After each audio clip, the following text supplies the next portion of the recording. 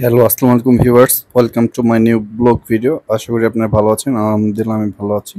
তো আপনারা দেখতে পাচ্ছেন এটা হচ্ছে চীনা হাঁসের বাচ্চা। মূলত এগুলো হচ্ছে সাদা যে চীনা হাঁস আছে তার বাচ্চা। তো আমি 15টা ডিম নিয়ে বসাইছিলাম। তার মধ্যে হচ্ছে এই একটা ডিম বাচ্চা ফুটেনি।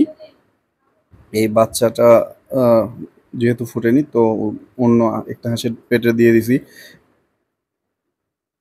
15টার মধ্যে সুস্থভাবে 13টা ফুটছে। এই যে আরেকটা দেখতে পাচ্ছেন ডিম থেকে বের হতে পারে নাই।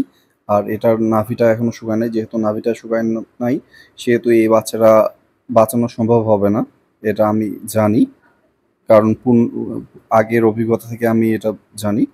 তাও দেখি আল্লাহ কি করে, সেই জন্য এটা এইভাবে রাখছি। যে কোনো হাঁসের বাচ্চা যখন নাভি শুকায় না ওই বাচ্চাটা আর টিকে না। আর বাকি সব বাচ্চা আলহামদুলিল্লাহ ভালো আছে। আপনারা দেখতে পাচ্ছেন এই যে বাচ্চাগুলো, বাচ্চাগুলো কি সুন্দর হয়েছে, মায়ের মতো প্রতিটাই সাদা সাদা হয়েছে। বাচ্চাগুলো সতেজ আছে, বড় বড় আছে, এই যে দেখতে পাচ্ছেন আপনারা।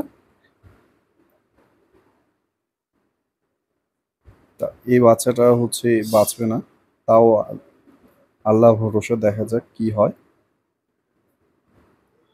সকলেই ভালো থাকবেন আর আমার বাচ্চাগুলোর জন্য দোয়া করবেন।